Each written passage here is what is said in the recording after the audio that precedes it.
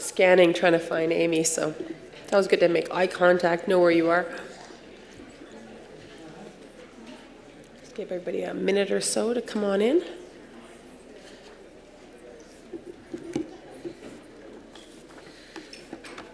So it was pointed out to me in the agenda today, Drew's presentation is slated to be about demographics, but it's changed. They didn't have time to change it in the agenda to reflect that out of the report. He's actually going to be presenting on socioeconomic conditions. So I just want to point that out if you're a bit confused and you want to look and you want to follow along in his section of the report, it's on socioeconomic conditions. So Drew Fillinen is has an MA in economics, is a senior researcher with Academica Group. Previously, he spent 5 years at the University of British Columbia's Okanagan campus, where he had the opportunity to help build and grow a relatively new institutional research office. While there, he supported a variety of projects related to student surveys, strategic enrollment, management, institutional reporting, and key performance metrics. Prior to working in higher education, Drew spent time as an economic development officer with the Canadian International Development Agency in Peru, where he conducted community consultation and research on grassroots entrepreneurship support programs. Please welcome Drew to the stand.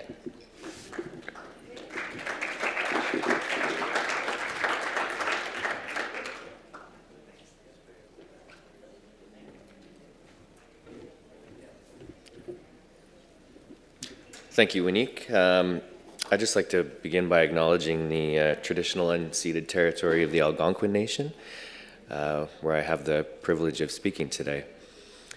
And also, before I get going with the presentation, I'd just like to say a big thank you to the FNIGC and the folks there. The whole process of contributing to this report and learning from the data that you've collected over the years has been a really humbling experience, and especially learning about OCAP as well as part of that has been really educational for me as well. So thank you. So I'm going to talk today about demographics and socioeconomic conditions. Related to health. Socioeconomic determinants of health, broadly speaking, relate to people's environments, housing, education, employment, all the sort of determinants of health that aren't necessarily strictly related to the health of the body. It's the surroundings, the things that contribute to a person's state of health.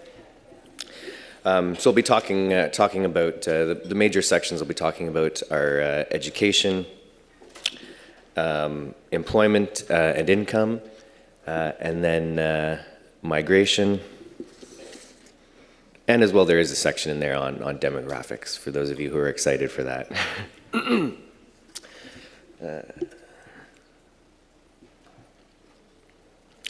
So the first thing that strikes in the data regarding demographics is the age, and this is not going to probably come as too much of a surprise, but First Nations are younger than the general population. It's a very young, dynamic demographic in this country. If you look at the population pyramid, I'll show the population pyramid for the general population in a second. But this is, the age categories don't line up precisely, so that's why you'll see there's a little gap in the middle there. That's because that age category is a little bit narrower than the others. So this population pyramid basically looks like the population pyramid for the general population, but flipped upside down. You've got tons of people in those younger demographics and fewer at the top. Just for comparison, in contrast to many other populations around the world, not just Canada, which are getting older, the First Nations population in Canada is actually getting younger. The average age, just to draw that point home, Average age of First Nations people on the RHS Phase 3 was 31. The average for the general population is 41. Marital status. The most popular category is single, never married. Thing to keep in mind looking at this information is that this does vary quite a bit by region. So this is something that maybe those regional reports might be more insightful on. And then also will be biased by the age of the First Nations people, because younger people are more likely to be single or never married. I show this slide because there will be some breakdowns by community remoteness.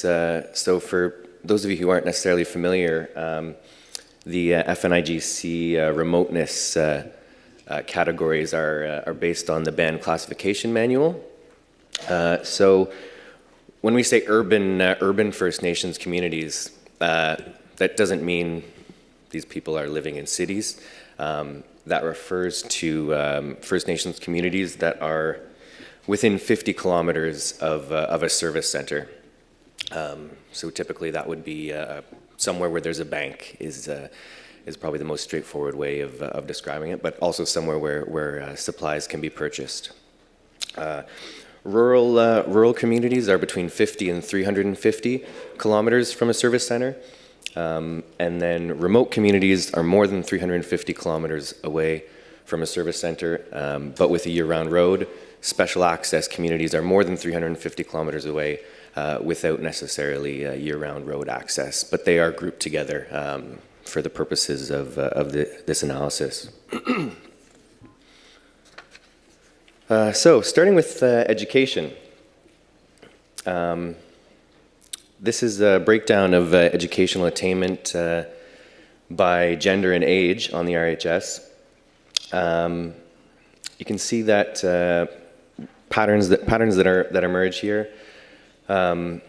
Females are more likely to have completed education, as well as the middle age group has higher educational attainment. There'll be a different breakdown by age coming up, so I'll go a little bit more into detail about that.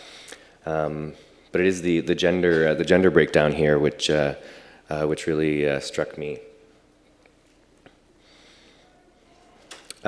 Just again for a broad comparison, categories don't line up exactly, but this is just to sort of illustrate that fewer First Nations people than the general population have university education or higher.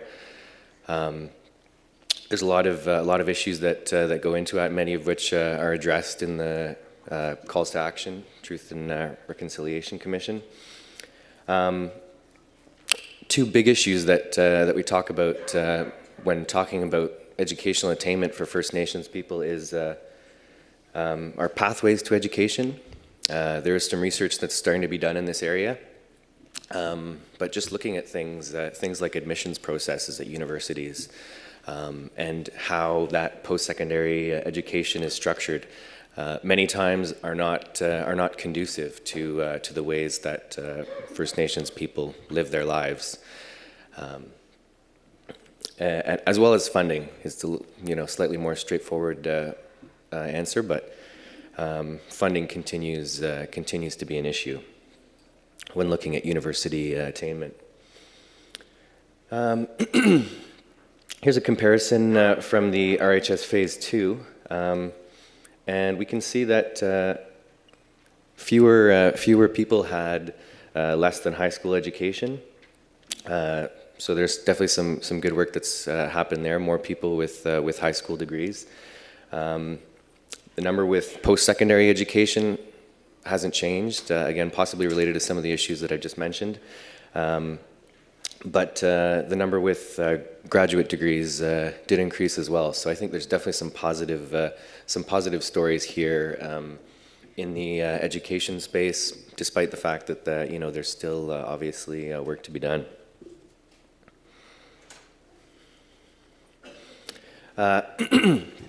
This graph shows educational the percentage who completed high school by gender and by age. As noted before, more females than males completed high school, as a pattern we tend to see. But also you'll notice that fewer people among the older age groups have completed a high school diploma. And this is, I think you can't look at this without thinking about what some of the other presenters have talked about today, the residential schools. Not just the trauma involved there and the associations that brings to education, but also something that was pointed out by an Indigenous researcher that I was reading in the research for this chapter, and it kind of struck me that on top of all of the horror of what the residential school system represented. Along with all that, and on top of all that, in many cases, the quality of education actually wasn't even that good. So there's the trauma, but then also the quality of education wasn't there. So moving on to income and employment, I should have given a brief caveat before I started this presentation that this is a big chapter. There's a lot of stuff here and a lot of stuff that would merit deeper dives in further research. So it's going to seem like I'm jumping around a lot, but that's sort of just the nature of this particular chapter. There's a lot of numbers up there, but to boil it down, labor force statistics, things that jump out, labor force participation is extremely high, actually higher than that for the general population. So this is encouraging, despite the fact that that unemployment rates are quite high. It's not that people don't want to work. We're talking about a lack of opportunities and a lack of investment here, not a lack of desire to work. And then unemployment, especially among young people, and we'll kind of see some of these trends emerge later when I talk briefly about migration trends. So among those people who are not in the labor force, why are they not in the labor force? Vast majority are retired, either poor health or disability, or a stay-at-home parent. Those are the three big reasons why people are not in the labor force. Significantly too, the fourth biggest reason, but a significant one nonetheless, is that there's no work in the community. And I think, there are lots of organizations and yourselves out there who do work doing economic development in your communities, and I think the data here in RHS supports the importance of that work. One interesting thing too, when we're talking about employment in First Nations communities, is that a not insignificant percentage here, about 1 in 5 people who are working, who live in First Nations communities, are not working in their own communities. So they're either working in a non-First Nations community nearby or in another First Nations community. So kind of reinforces the importance of economic development within regions and not just within First Nations communities themselves, not limiting to that. So here we're looking at personal and household incomes. There's some interesting trends here, which again would merit some deeper analysis. You'll notice the personal incomes seem to be increasing, while household incomes seem to be going down. There's more people in those lower household income brackets. This is something that doing an in-depth income analysis might shed some light on. There might be some issues too with non-reporting. There might be some non-reporting bias in the data there. But again, not something that we can necessarily draw any concrete conclusions from as yet. These are income distributions by community remoteness. Again, there's some interesting result here where the incomes are skewed slightly higher in remote special access communities. But there are certain things such as northern allowances, income supplements that come into play for those remote communities that might be a factor there, and obviously too, cost of living is higher in those remote and special access communities. So this, the income distribution itself is not necessarily giving the whole picture of livelihoods in those areas.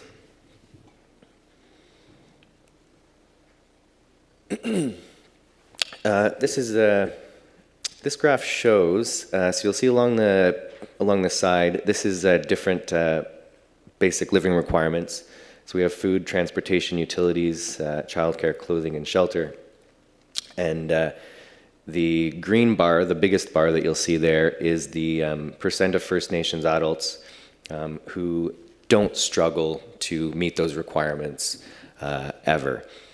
So you'll see that the category that people do struggle with most commonly is food, and this is not uncommon in the literature on income security and livelihood security. Food is something that you're having to pay for every day. It's something that people can skimp on. People choose to skip because it easier to not buy food for a day than skip a mortgage payment or a rent payment, for example. Then transportation and utilities as well are up there. And shelter, again, as I mentioned, those kinds of costs tend to be harder to skip. So housing now. I may have forgotten to mention that category earlier, but another big aspect of the socioeconomic determinants of health.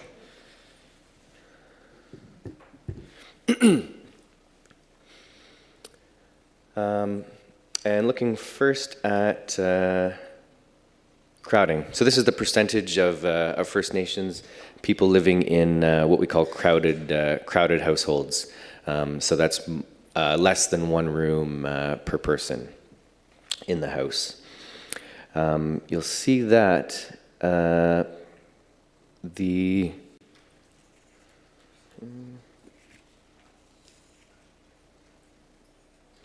so for adults, about just under a quarter overall live in crowded households.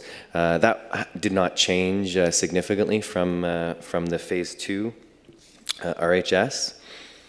But interestingly, you'll see that more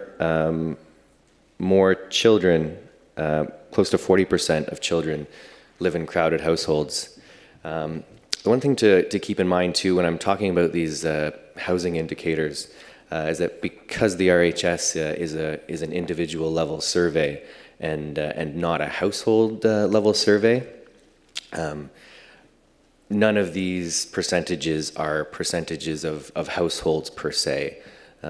It's the percentage of individuals, but there is household level information there. So you have to kind of get your head around that a little bit, but it's just a caveat with this information.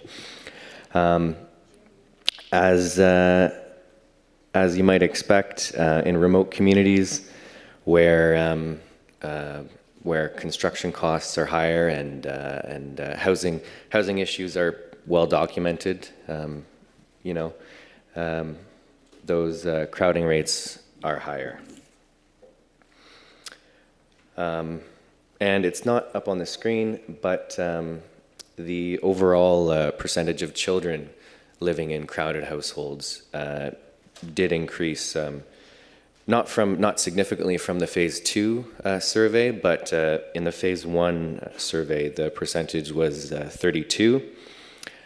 In the Phase 2 survey, it was 38, and now you can see it's 40%. So again, an increase on Phase 2, although not statistically significant, but not a great trend.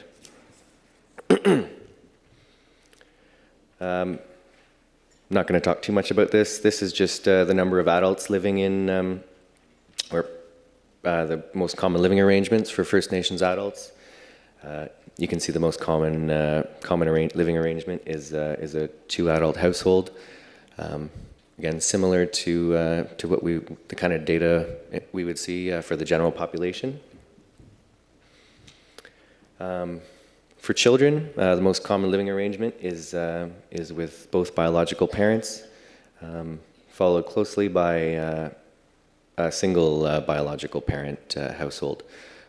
So the majority of children are living with at least one of their biological parents. And these results did not change significantly from the Phase 2 RHS.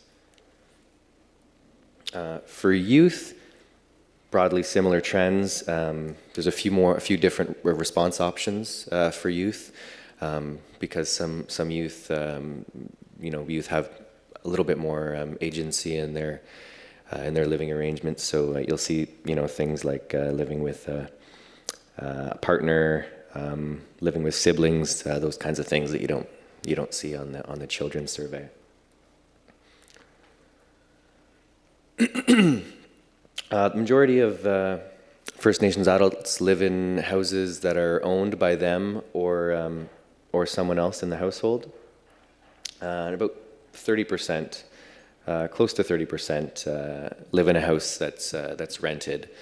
Out of those who don't own their house, the majority, close to 2/3, live in band or community-owned housing.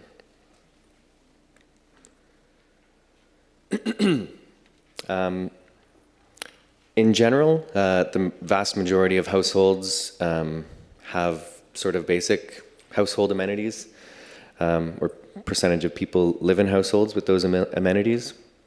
Electricity, stove, refrigerator, running water, that kind of stuff. Where there's less uptake, and again, you'd see similar patterns if looking at data for the general population again.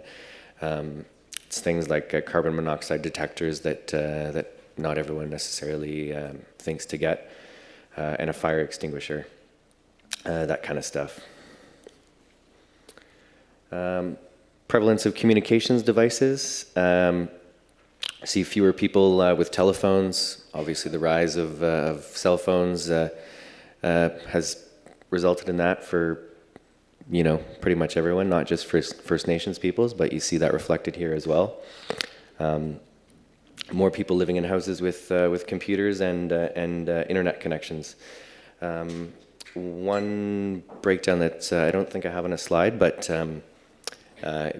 possibly merits some further research is the lowest percentage of internet access was actually in rural communities, so not urban or remote or special access, and again, not having the time to do a significant dig there, but it's possible that there's subsidies and programs that are designed to bring internet access to these remote communities, but it looks like possibly some of those rural communities, which aren't necessarily as remote, are possibly falling through the cracks there. Houses in need of repairs. More people in remote or special access communities, again, live in houses with need of significant repairs. Cost of repairs are higher. And again, I don't think this will come as too much of a surprise to anyone in this room, unfortunately. I'm going to try and get through these last few slides fairly quickly. And this is sort of related, on a related note, mold or mildew in the home, more likely in remote special access communities. Mold is also related to overcrowding as well. So you see that reflected in a number of different indicators. Majority of houses, we'll get into the safety of water in the next slide, but majority of households or people live in households where their water is piped in, followed by trucked in or well water. And I didn't actually include a slide on it here. The percentage is about a quarter. I think someone mentioned it in a presentation yesterday. It's about a quarter of households don't have confidence in the safety of their drinking water year-round, which does actually represent a decrease from the Phase 2 RHS, where the figure was closer to 35%. But watching the news, I'm not sure if there necessarily is work that's been done there, but it's clear that there is still a long way to go. When you have 1 in 4 First Nations adults saying that they don't trust their drinking water, and despite the government did pledge to end those boil water advisories by 2021, but again, still a lot of work to do, and that is largely a funding issue in those communities where there might be a water treatment plant, but funding hasn't been allocated for the continuous maintenance or the continuous operation of it, things like that. And lastly, migration. So the question on the RHS asks whether First Nations adults have lived outside of their community. So everyone that we're looking at here, just by the design of the RHS, is someone who's moved back. So we don't necessarily, with the RHS, have a great tool to look at the migration dynamics. But what it is good for is figuring out why those people left, but also importantly why they came back. And I think this sort of relates to a lot of things that I've already talked about. You'll see the most common reasons for leaving are for education and employment.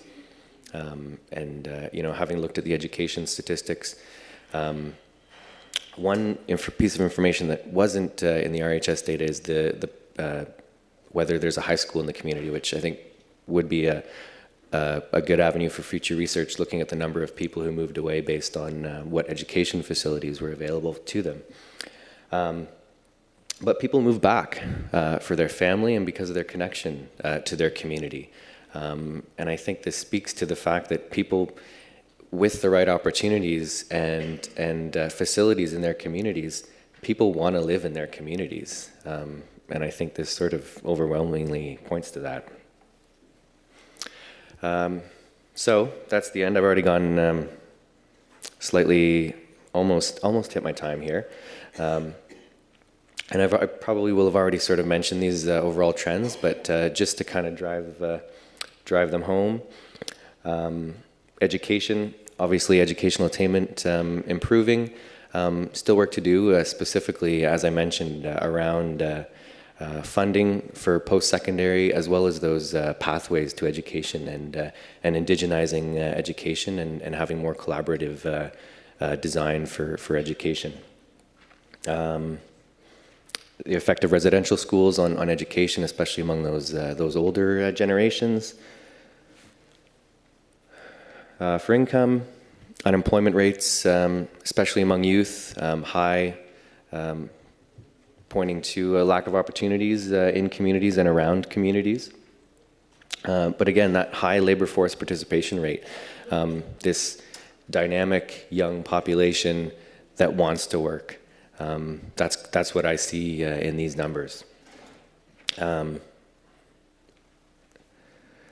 Finally, housing, clear disparity between homes in remote communities compared to those that are more urban or rural. Lots of these issues are interconnected, hard to analyze in alone, crowding and mildew, for example, high cost of living, high cost of repairs. And again, more than a quarter, just over a quarter, still reporting that that water is not safe to drink year-round, which in turn, again, speaking to the interconnectedness of all these factors, not having safe water impacts economic outcomes as well as educational outcomes. So there you go. That is, finally, migration. As I said, people leaving for education and employment opportunities that they don't necessarily have at home. Just over half of the population did live away from their community, but they come back again because of that connection to their communities and their families.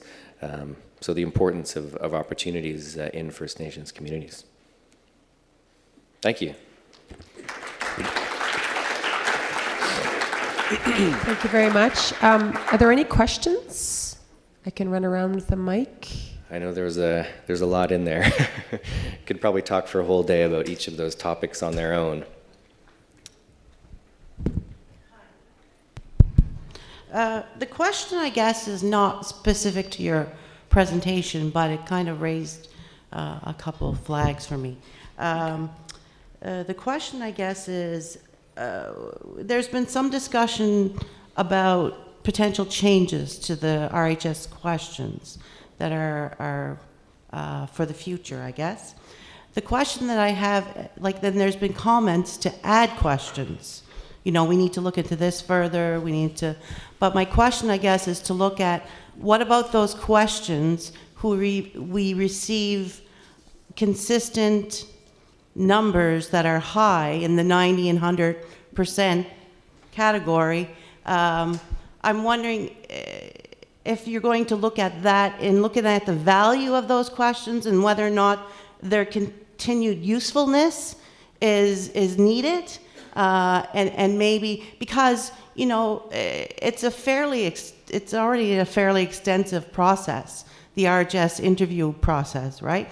And we know that it's difficult for community members to participate in such a long process. So I think there needs to be a balanced approach to looking at the data that we are collecting that is useful and that does need to continue to be looked at further, but also to look at the other numbers that maybe not, that maybe need to be changed. That's my thoughts anyway. Thanks. I think that's a really good point. I think it's probably to the FNIGC to really address that question.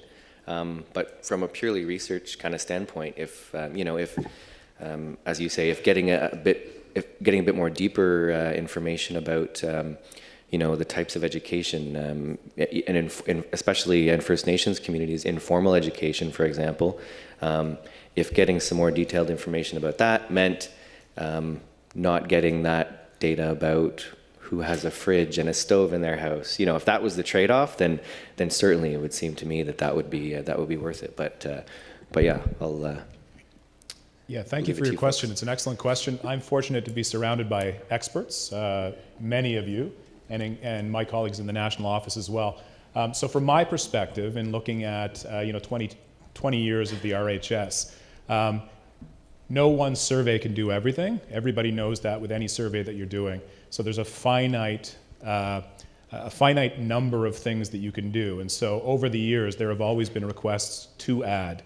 From an evaluative perspective, you do want to look at what is no longer serviceable, but taking out of a longitudinal survey does mean that you are taking away from its original design.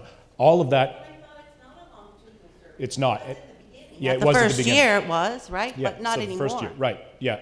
So I'm going to turn it over to my colleague Kyla in a second, but I just wanted to reiterate what I said earlier, that in terms of these types of concerns, it is absolutely your voices that need to drive that. The experts in the room, in regions and at the national office will contribute to the conversation around, okay, if you consider this from a technical perspective, if you consider this change or this addition, here are the additional considerations. But it all should be on the table. And yeah, just further to that, it all will be on the table. So we work with all of our regional partners to bring feedback back to us when we're going through the survey development process. So with every round of RHS, we go back and we look at what have we asked before, what's working, what's not working. Each of our regions contribute to that feedback. And so we go through that together, and then we look at, so which questions should we be keeping so that we can continue to look at those important trends over time? And then also, what could we maybe leave out, and what should we be adding? And so we'll also be talking to each of the writers that contributed to look at, to try and see, so like what did you think was missing, or what do you think could have been asked a bit differently? Because we know with some of these questions, language and culture especially, it encompasses so much. So when you're just asking about a few activities, you're not really getting at the root of what culture is. So that's just one example. But we do work with all of our regional partners who bring that voice from the communities back to FNIGC so that we can really revamp the survey to make it more meaningful.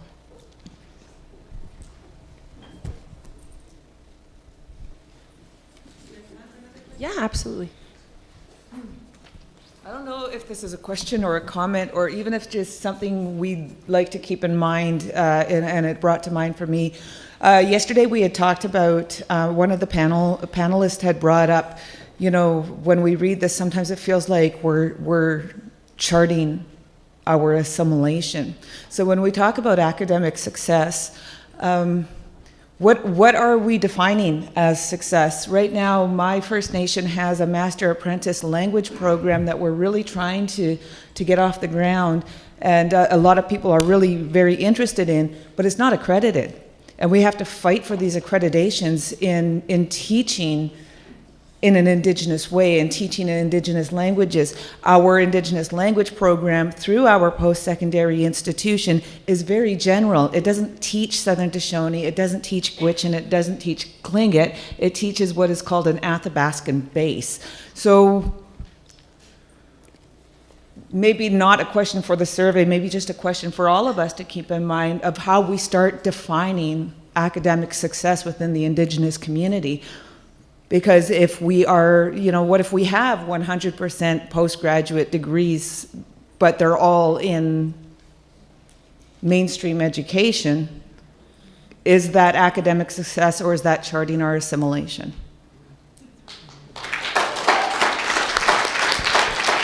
I think that's a really good comment, and I think it just kind of drives home the point that we can't just look at these numbers as indicators of success. I think I think success would be possibly involve increasing some of these numbers, but then also deepening the indigenization of education and increasing collaboration in the education sphere between government and First Nations groups. Really good point, though.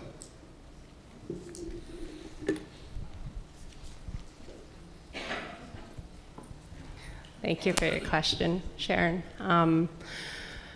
Within the Manitoba region, we're continuing to push against deficit-oriented research, but also to be able to tell our own stories in such a way where we are measuring our own indicators of success, where decolonizing our research to really showcase what are nation-based indicators of well-being.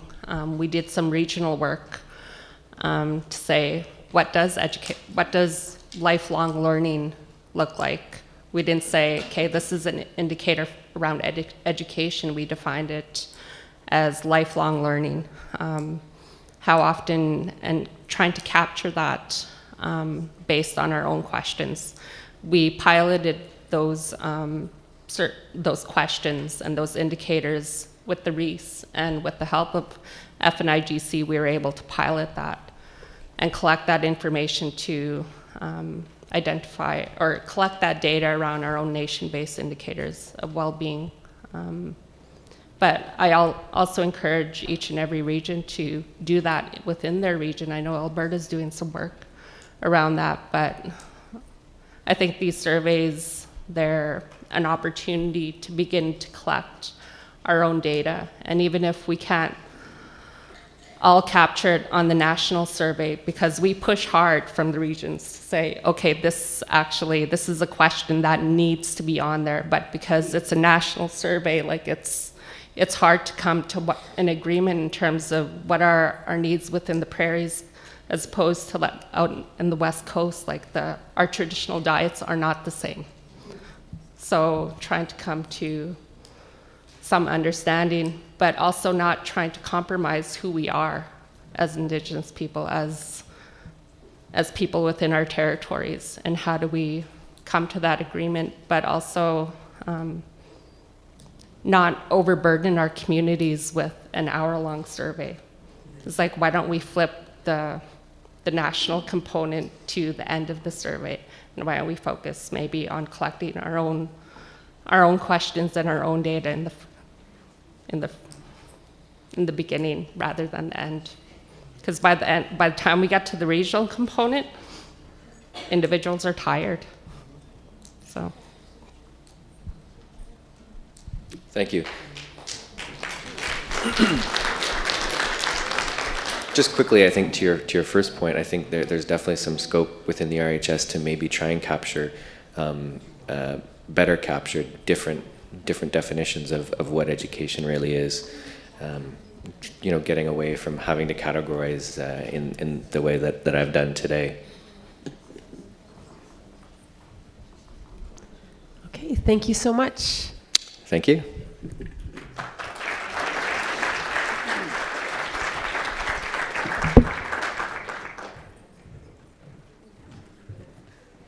So here to present on the on chronic health conditions is Marcia Snyder, Dr. Marcia Snyder. Just going to pull up her. For more than a decade, Dr. Snyder has been involved in community-based health research that focuses on Indigenous, urban, and rural health, as well as a service delivery. Her work examines the relationship between our health and environment, mobility, and access to care. She has worked extensively in partnership with Indigenous and non-Indigenous communities in efforts to support service needs, stakeholder perspectives, and policy development. She's the owner of Meeting Ground Consulting and holds a PhD in Health Geography and the Collaborative Program in Indigenous Health from the University of Toronto. Please welcome Dr. Snyder.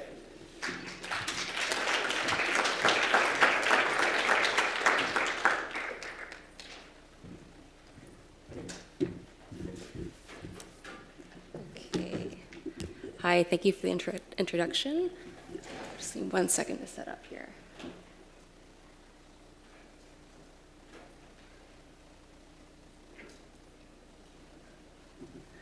Okay, yes, so I am Meeting Ground Consulting. I'm going to be talking about some of the key findings from the RHS Phase 3 data today, looking specifically at chronic health conditions among First Nations adults, youth, and children.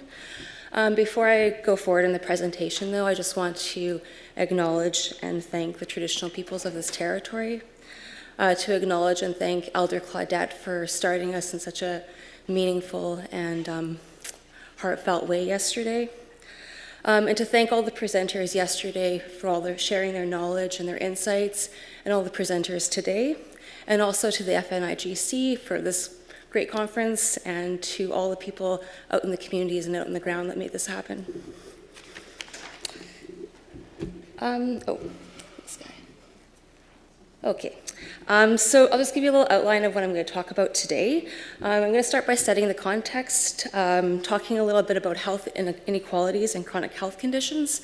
And I think too, before going forward in this presentation, we have been talking a lot about, and the group from Manitoba mentioned, how we think about and how we measure wellness. So while I am talking a lot about the prevalence of chronic health conditions in communities today, I think we need to really hold that in mind going forward. I'm also going to talk a little bit about the guiding framework for the chapter that I wrote, as well as today's presentation. I'm going to super quickly talk about the methods, and then we're going to look at key findings, and then at the end kind of reflect on those key findings and some potential implications, and I'm also open to any feedback on that as well, and then key recommendations for moving forward. Okay, so setting the context, based on much of our conversation, we know that First Nations people face a disproportionate burden of health inequities compared to the general population. And this includes higher rates of chronic disease and associated risk factors. And we know that these disparities are reflected across the life course as children, youth, and adults. But before moving forward in this presentation, we need to acknowledge that higher rates of chronic conditions don't occur in isolation. They're shaped by and rooted in racist colonial policies. The effects of colonization have resulted in a legacy of environmental loss, damaging effects on the land, substandard housing, inadequate access to health services, and dislocation from community, land, and language. These policies have been clearly linked to harmful health consequences for First Nations individuals, families, and communities. So, how can the RHS data help us to address some of these concerns? Well, hopefully this First Nations-owned, First Nations government data can help to advance understanding of chronic health conditions among adults, youth, and children. And that it can help to inform effective policymaking and programs. And that it can help to inform future research directions going forward. And I think it can also help us to think about, just echoing the words of Leona from yesterday, bringing wellness back to the communities. So this presentation and the chapter presented in the report are organized according to the 4 quadrants or directions of the RHS cultural framework. And this was done in an effort to better consider the complex interactions between people and their environments as it relates to chronic health conditions across the life course. So this way, hopefully, we can kind of look at chronic conditions from a more holistic perspective, where health is about more than the presence or absence of disease.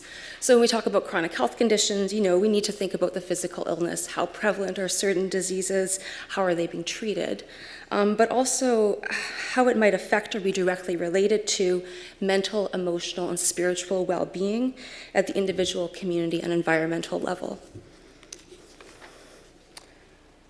Okay, this is the part I'm just going to fly through. So our methods. Basically, we looked at the number of chronic health conditions and all of the key factors I'm talking about today. We were comparing how those who did report chronic health conditions versus those who didn't report chronic health conditions. And we're kind of considering that with respect to key determinants of health and life balance. So comparing basically those 2 groups through statistics. These are all the key determinants of health that we looked at in the chapter. I'm obviously not going to go through all of them today. I'm just going to pull out some of the key significant findings for discussion during this presentation. So the first area of the findings is organized, is found in the first quadrant of the RHS cultural framework, and this represents the East. And this is used to sort of establish a baseline or an overall picture of health. So I'm going to talk about chronic condition, the prevalence of chronic health conditions and their treatment among adults, youth, and children. We're going to touch upon diabetes among First Nations adults and also some gender differences.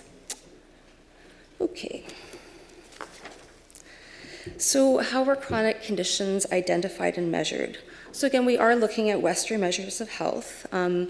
But adults were asked to identify long-term health conditions that were expected to last or that had already lasted 6 months or more and that were diagnosed by a health professional. They were given a list of 34 possible conditions to choose from, and they could choose more than one answer. And what we found was that 59.8% of First Nations adults reported 1 or more chronic health conditions. This is a slightly lower percentage in the RHS phases 1 and 2, but the differences weren't significant. Oh yes, so I should let you know, I'm going to show you a massive graph now. This is just to give you a sense of all the health conditions that were listed in the question. The next graph, I'm just going to show you a snapshot of the 10 most prevalent or most frequently reported chronic health conditions. And I'm happy to come back to this if anybody has any questions. But let's move along. So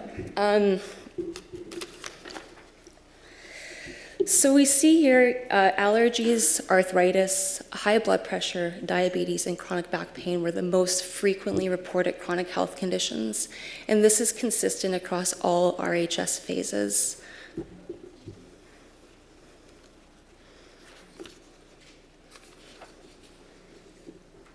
Positively, we do see that most First Nations adults who have been diagnosed with a chronic health condition are receiving treatment. And treatment was defined as undergoing treatment or taking medication. According to the survey, almost 90% of those who were diagnosed with diabetes were receiving treatment. We also see about 80–85% of those with high blood pressure and high cholesterol. And over half or more than half of those with asthma, stomach or intestinal issues, chronic back pain, arthritis, anxiety, mood disorder, and allergies were also receiving treatment. Just to zoom in on diabetes, so we do see about 90% are receiving treatment. Pills, diet, and exercise were the most commonly reported treatment types. Although respondents still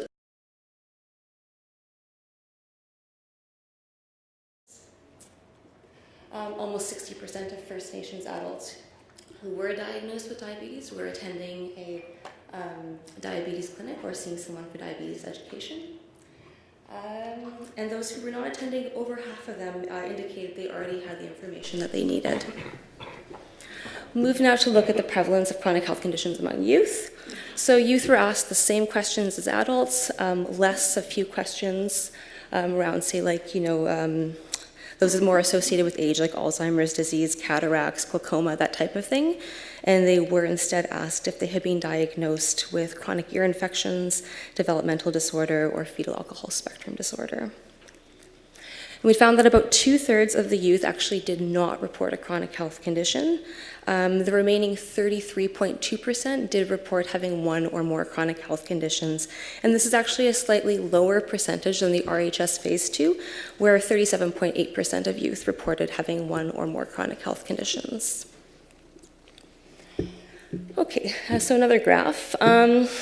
This one shows that allergies and asthma at 12.7% and 8.6% were the most commonly reported chronic health conditions among youth, and this is consistent across all RHS phases. We do see in the survey the percentages are slightly lower, but this is still a commonly reported concern among First Nations youth.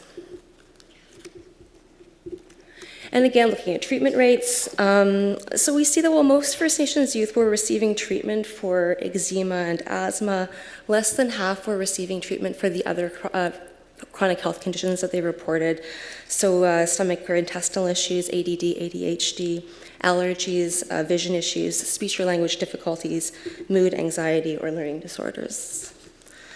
This is a lot of information just to fly through, but I just want to kind of set the context here a little bit. And then in the case of First Nations children, they were also asked the same question as adults and youth, less chronic back pain and high blood pressure. And we find that just over a quarter of First Nations children had been diagnosed with one or more chronic health conditions. This does show significant improvement from the RHS phases 2 and 3. Phase 2, where 35.6% of children were reported to have one or more chronic health conditions. In the case of First Nations children, similar to youth, we see that allergies and asthma are the two most commonly reported chronic health conditions. And this is the case across all RHS surveys. I'm just going to grab a little bit of water.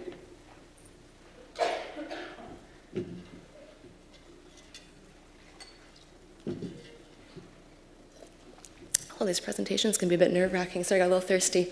Okay, so we see allergies and asthma. Again, children are reported to have this. And this is a slightly lower proportion than the RHS phases 1 and 2, but this is still the case.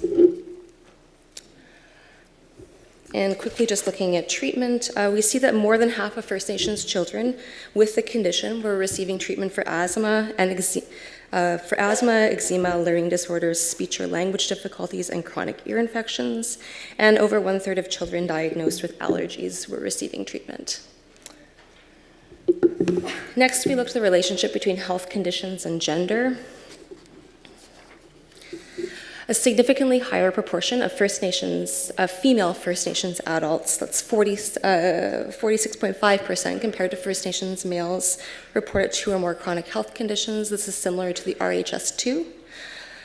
With children, we found the opposite. A higher proportion of female First Nations children had no chronic health conditions compared to male First Nations children. So now we move to the second direction or quadrant to the south, and this is organized by ways of relating to time or relationships built over time. And this section of the survey looked at personal and community wellness. Today I'm going to be looking at the relationship between chronic health conditions and life balance, as well as emotional well-being.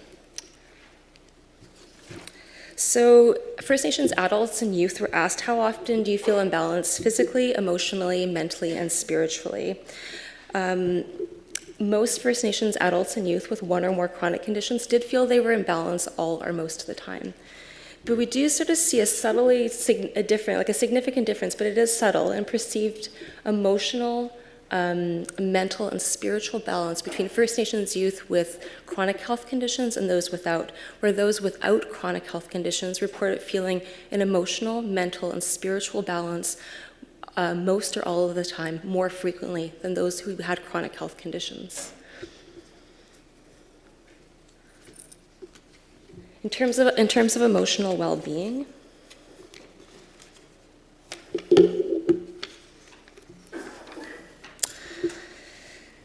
First Nations youth, when asked how often they'd felt depressed in the past month, over 1 in 5 First Nations youth with chronic health conditions reported that they had felt depressed, compared to 5.9% with no health conditions. Parents and guardians were asked if they thought their child had more emotional or behavioral issues than other children their age in the 6 months prior to the survey. Of those children who had chronic health conditions, 1 in 5 were more likely to report emotional or behavioral issues than those children without chronic health conditions.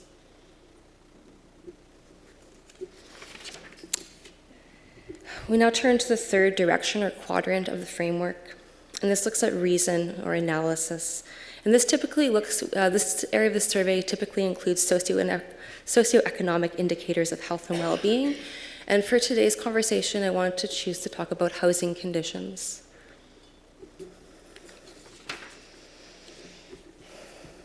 First Nations adults were asked this question, youth and children were not. Has there been mold or mildew in your home in the past 12 months? We found that a significantly higher proportion of First Nations adults who reported 1 or more chronic health conditions did live in homes with mold or mildew compared to those without chronic conditions. We also found a significantly higher proportion of First Nations adults with asthma and dermatitis or atopic eczema lived in homes with mold or mildew compared to those without the condition. And finally, I'm going to turn to the fourth quadrant or direction to the north to look at actions. And this area of the survey typically includes health challenges, strengths, and nurturing community. And we'll just take a quick look here at sharing traditional foods and the relationship between that and chronic health conditions. We only found significant findings with the youth, but interestingly, we found that a significantly higher proportion of First Nations youth with 1 or more chronic health conditions, that's 28.2%, had often shared food, traditional food, over the 12 months leading up to the survey compared to those youth without health conditions. So those are the key findings that the key significant findings in a nutshell. So let's just quickly kind of summarize some of those key points, reflecting on what those might mean, and then we can open up for conversation. So I think first of all, when undertaking any analysis of chronic health conditions, we need to consider the diverse nature of these conditions. So for example, while allergies are a commonly used category, when assessing and measuring chronic health conditions, they're not necessarily debilitating in nature or require ongoing treatment, whereas other chronic health concerns may present long-term challenges, such as diabetes or cancer. And I think we also have to think about the concept of wellness and how the questions around chronic health conditions are asked. Positively, we did find that most First Nations adults were receiving treatment for diagnosed chronic health conditions, including diabetes. And this is important because, as I'm sure we know, rates of diabetes are about an estimated 3 to 5 times higher among First Nations populations compared to the general population. And the risk is usually higher in rural than in urban areas. Another thing, diabetes has been identified as a major risk factor of chronic kidney disease. And although only 3% of First Nations adults reported kidney issues, these findings may actually represent a gap in access to adequate health care and may not represent actual rates of chronic kidney disease, given that diabetes is a major risk factor. So for example, a study that was done in Manitoba, make sure I get this right, this was the First Nations community-based screening to improve kidney health and prevent dialysis. It's a mouthful, but it's a chronic kidney disease screening and treatment initiative. They found that chronic kidney disease among First Nations people is more than twice that of the general population, and that particularly high rates were found in remote and fly-in communities than in those accessible by road. So this finding, along with the low reported rates of kidney issues, might suggest the need for public health strategies to better support, screen, triage, and treat First Nations people with this disease. We also found significantly higher rates of comorbidity among First Nations women. That means having more than one chronic health condition compared to men. And we know that Indigenous women tend to bear a higher burden of illness compared to Indigenous men, particularly in terms of diabetes, heart disease, cervical and gallbladder cancer. So this might, point to the importance of how we respond to the distinct health needs of First Nations women and provide community-based supports to prevent and treat chronic illness. And finally, access to safe, adequate housing. The findings indicate that a higher proportion of First Nations adults reporting chronic health conditions live in houses with mold or mildew. We know that homes with mold or mildew are associated with respiratory disease, asthma, and they're a key determinant of chronic bronchitis. So I think this calls for further research and policy action that addresses the relationship between housing quality and chronic health conditions, and also to look at what can be done to improve housing infrastructure in future. I did look at access to safe water year-round, its relationship to chronic health conditions, and although I didn't find a significant difference between those with and without chronic health conditions, this is not to suggest that this is not an issue in addressing chronic health conditions.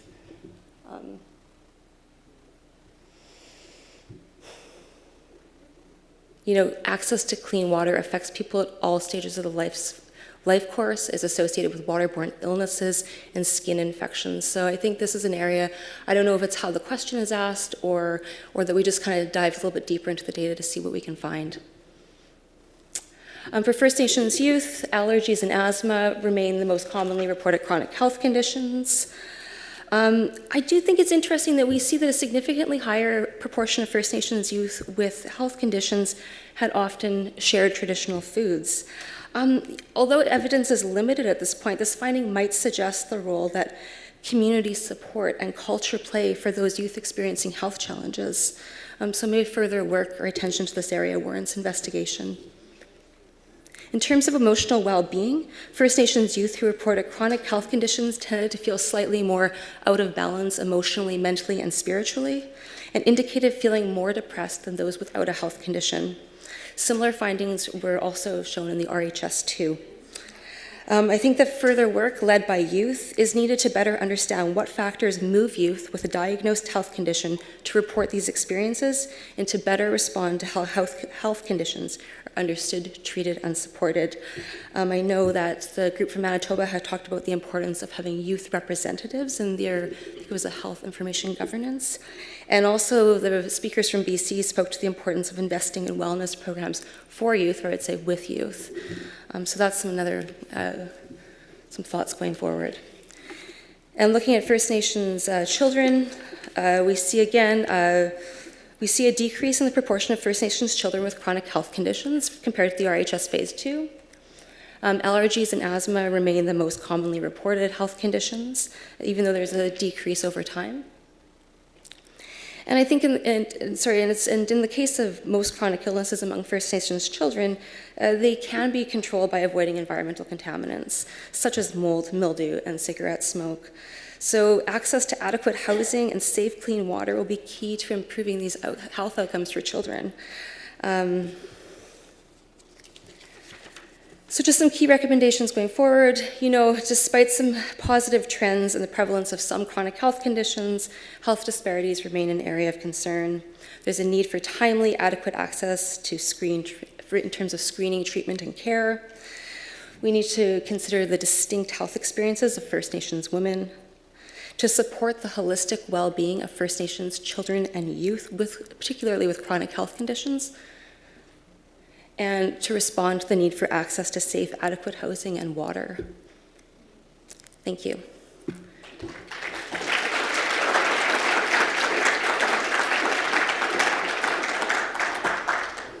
Thank you very much, Dr. Schneider. Are there any questions I can run the microphone to? No questions. Oh, Everybody wants lunch. Yeah, so it won't be long. So the emotional well-being component, so it seems to be a consequence of the chronic illnesses that they have, and then literature says also in psychological health and well-being has a significant influence on physiological well-being and chronic conditions. Mm-hmm. So is there any evidence, like why, do they signify reasons why their emotional well-being is low, like with that, let's say 1/5 of the population? Is there any statement saying that this is because of my physiological health that I feel like this? That information wasn't available through the data, but I do think in our conversations and presentations today, we're seeing things like disconnect from land, culture, language as one key thing among the youth. So no, that's something I think that requires some further work in that area. Mm-hmm.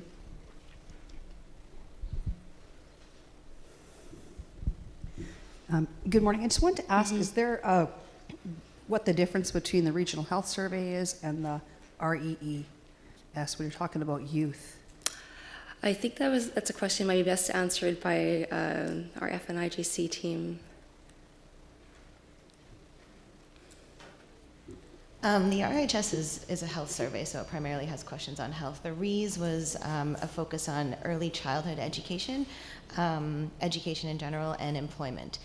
So it doesn't have a lot of the same questions. So we didn't ask about chronic health conditions on the REES, but there were more in-depth questions around sort of early childhood development and education, belonging in school, and then employment questions for adults. But if you have more questions about that, I can answer more later. I was just thinking that with people saying that there needs to be changes to the Regional Health Survey, not making it bigger, you could look at expanding the REES to include all health aspects and then focus this one on adults. Mm-hmm. The other question I had was in regards to FASD. Was there any research done on how testing was done or whether it's available? So as far as I know, based on the data from the RHS, survey participants were just asked if they had any reported chronic health conditions as diagnosed by a healthcare professional. So I think that was the question. Yeah. And in terms of FASD, the numbers were so small that they either had to be interpreted with caution or suppressed. So in the case of youth and children. Mm-hmm. Mm-hmm. Yeah, so that's the way it was asked. Yeah. Mm-hmm. Mm-hmm. Oh.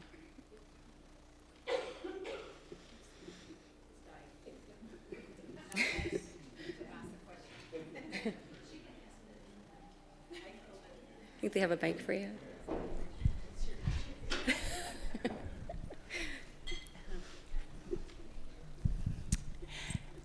Just a consideration around, it's not included in the survey or anything, but I thought it might be an important area because across the country, we're gathering data and numbers around Jordan's principal cases. Mm-hmm. So I think it might be worthwhile for FNIGC to meet with Health Canada and borrow some of those numbers, or give a picture, and include maybe a separate report, or because I know that Health Canada, they use our numbers in terms of health status reports, in terms of using RHS. So I thought maybe that could possibly be a reciprocal. I'm not sure. I just thought maybe leadership might play a role in that as well. Just a thought. Thank you. No, that's a good point. And I think that that also, points to the importance of considering the context of all of these health conditions and what those are like, among children and youth. And I think it's a very important and valid direction to go in. Go ahead, yeah. Good morning. My question is in relation to the ADD, HDHD question in the survey. And I heard recently that that's a condition that doesn't really exist. So I'm just wondering if there's any truth to that. And if so, if we're going to continue to ask that question, or if there's some other, I guess, question that could be asked in its replacement. I just don't know about labeling children with things that if they don't really exist, and then to continue giving them medication to address something that isn't really there. I mean, I can't speak on behalf of the FNIGC, but in terms of which questions are asked. But I do, and I don't know specifically what research is showing. I have heard both sides of the ADD, ADHD research or conversation. I do agree, though. Like when we label young people or all people with a certain as an illness, it changes who you are, and it changes how you see yourself. And so maybe that label isn't the most appropriate, and maybe how the question is asked can be changed. Yeah, thank you.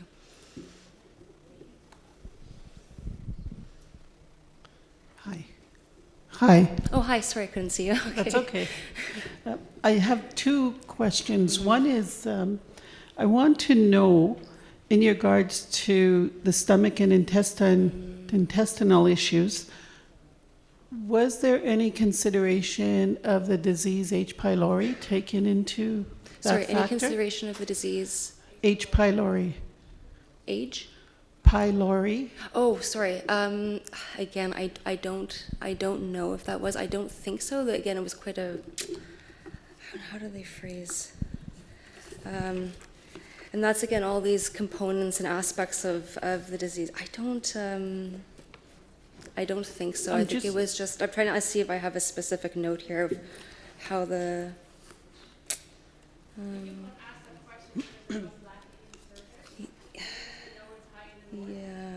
Yeah.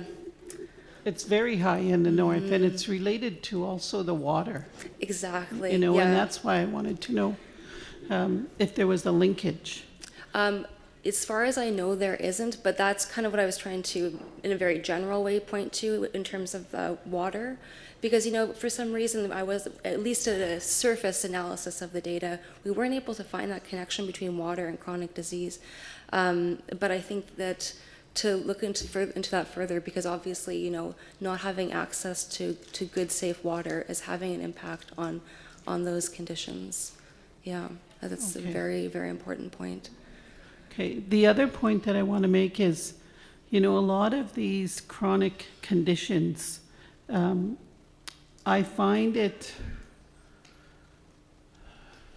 disappointing, I guess, that, the medical health benefits for Aboriginal people are continually deteriorating, and especially for the status people. NIHB,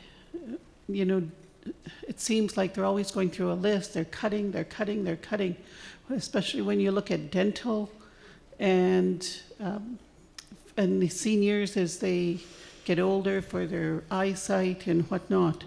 So it seems that there's got to be some linkage between NIHB and the results of this survey to make them recognize, you know, how some of the necessities are needed to address some of these diseases.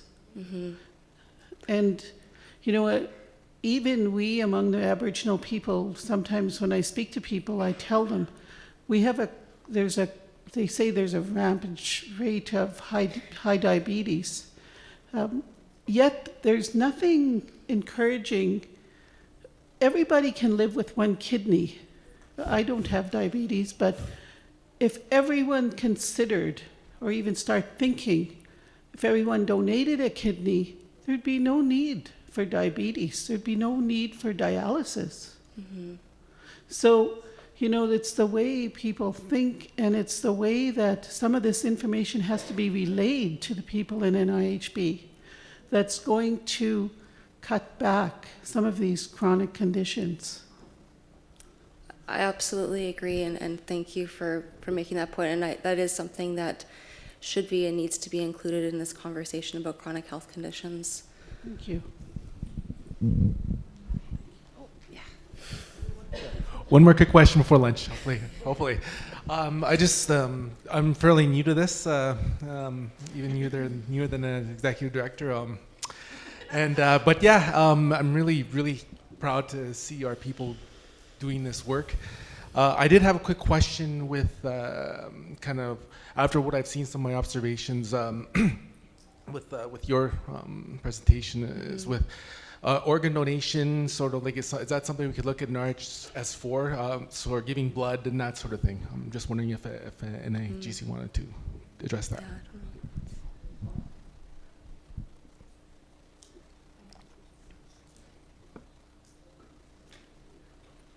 I think he'd asked if FNI, okay. Yeah, we can take that into consideration when all the feedback comes back from the RHS 3. Okay. Oh, 2 last questions. Okay. 2. I'm going to let the elder go first. Is that okay? Bonjour, merci. Before we talk about transplants or other things, we need to prevent diabetes. There's an excellent book called Indigenous Peoples and Diabetes. It's a collection of readings. It's from Canada, US, Mexico. Everybody who went back to traditional foods and their cultural ways and ceremonies and took responsibility for their own health, everybody got rid of it. For example, Pima, called Indians or Native Americans in the Southwest, have the highest diabetes rate. The same people, Pima, live in Mexico. They live on the land. They're agriculturally active. They're living their lives the way they know how. So if we get rid of colonization, we return to the ceremony and the teachings, there won't be any diabetes. And we have to do something about northern stores, get rid of them as well. Thank you.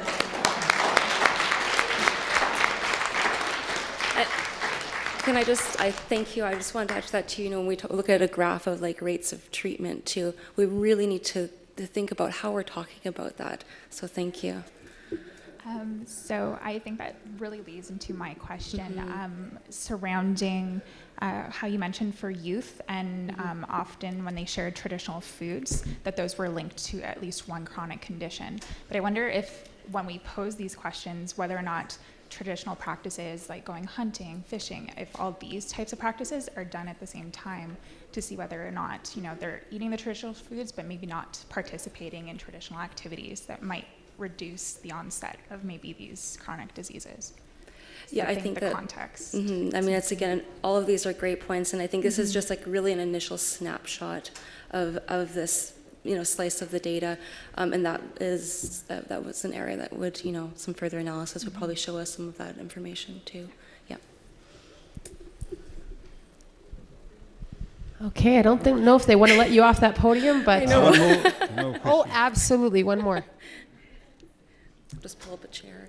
E ngā raurangatira mā, e tā mai nei ti tēnei hui a tāhua, a kia ora mai kouta katoa. That's just a Maori greeting to all of you people that are gathered here to this awesome conference. I think it's great that You've got an organisation, a research organisation, looking at the problems of First Nations and coming up with solutions. It's been encouraging to just sit here and listen to what's going on. I think, though, that we all know that the answer to the problems that exist today is education. If you don't have education, you're going to have a multitude of problems. And you know, your organisation has been around for 20 years. I have to say, 25 years ago in New Zealand, we achieved our own Maori Indigenous universities. And I wondered why you haven't, as an organisation, looked at Indigenous universities as the way forward, so that Indigenous people could articulate the needs and research all of the things that they need in terms of sustaining themselves, language revitalisation, culture, and all of the things that I've had mentioned this afternoon, that your organisation should have focused perhaps on building Indigenous universities that this country in Canada hasn't got. I think that mainstream has not solved the problems of First Nations in Canada.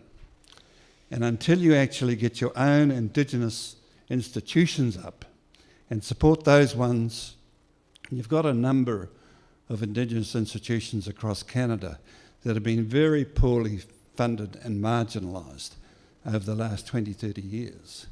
It's time that they were given the independence, the ability to bridge the gap that mainstream universities and colleges haven't been able to match. And I say this because when I was articulating for Maori Indigenous universities in New Zealand, I had to go to court and fight the battle in court over 30 years ago. And I used the analysis that mainstream universities had received huge land grants, Maori land grants, to sustain those institutions. That came from an Indigenous base. You have the same situation in Toronto University, McMaster's University, and a lot of the universities in Canada exist because they got substantial land grants from Indigenous people. And so why is it that in this day and age we don't have an Indigenous university? That is something I think that an institution like you could very well advocate on behalf of First Nations. Kia ora tata katoa.